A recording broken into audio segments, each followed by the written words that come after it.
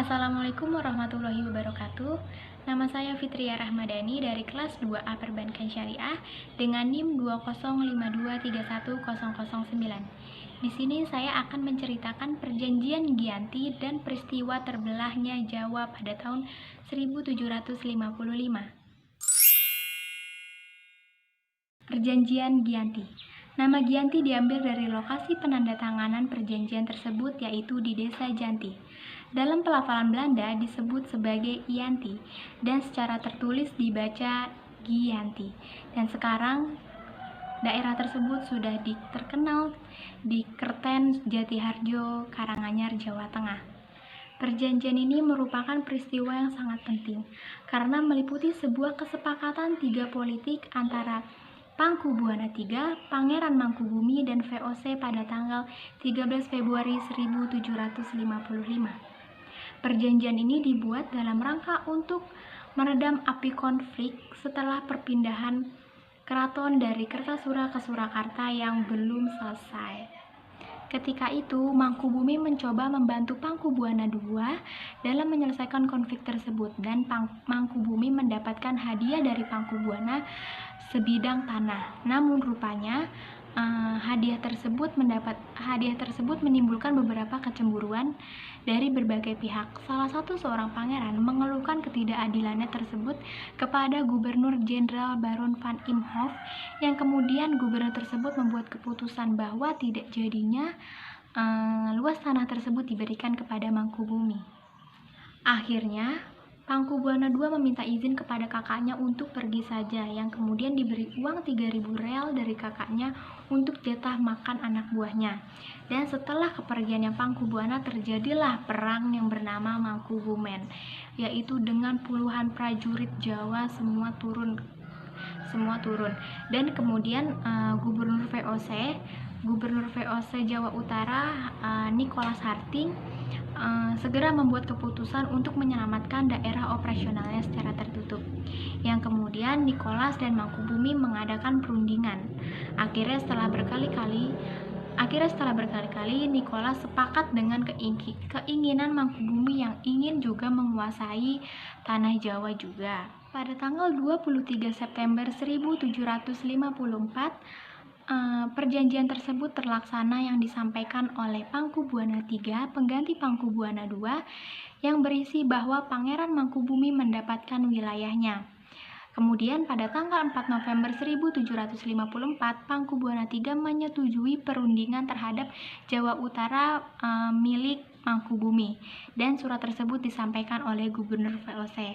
Dan kesepakatan inilah yang menjadi pangkal dari terbelahnya Jawa menjadi dua bagian atau disebut Palihan Nagari. Dengan peristiwanya terbelahnya Jawa menjadi dua bagian, naiklah tahta Mangkubumi menjadi Sri Sultan Hamengkubuwono I pada tanggal 13 Februari 1755.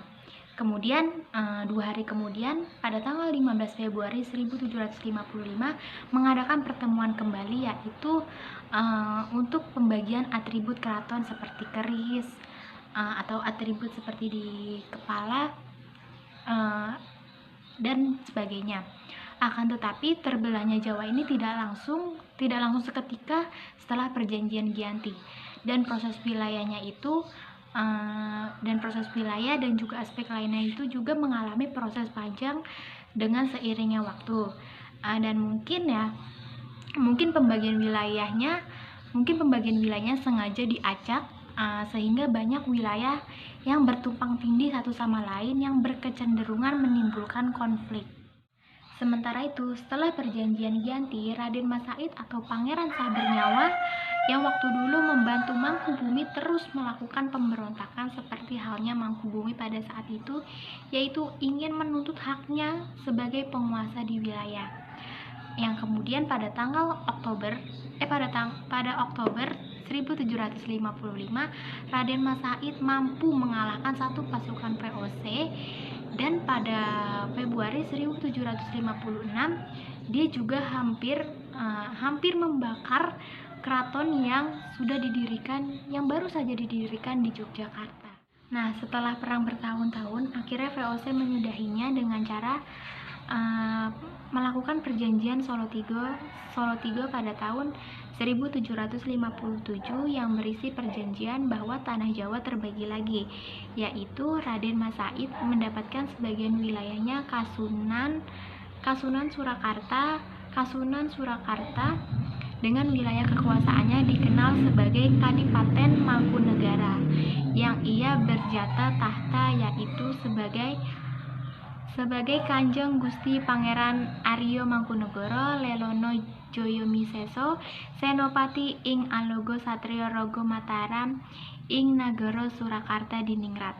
Kemudian pada tahun 1813 di masa Thomas Stamford Raffles dari Kerajaan Inggris, Kesultanan Yogyakarta juga terbelah, yaitu menjadi lahirnya Pangku Alaman. Dengan demikian, Tanah Jawa memiliki 4 pemerintahan yang masing-masing tumbuh berbeda model orientasi politik yang berbeda-beda. Hal ini menghantarkan bahwa Jawa memiliki rupa yang beragam, yang kemudian pada masa revolusi 1940 membuat masing-masing nasib yang berbeda-beda hingga berujung pada saat ini. Nah, di masa Republik Indonesia, Kasunan Surakarta dan Kadipaten Mangkunegara dijadikan sebagai situs cagar budaya, sementara daerah Yogyakarta yang di dalamnya juga ada Pangku Alaman sekarang menjadi daerah istimewa. Mungkin itu saja yang bisa saya sampaikan, kurang lebihnya mohon maaf. Terima kasih. Wassalamualaikum warahmatullahi wabarakatuh.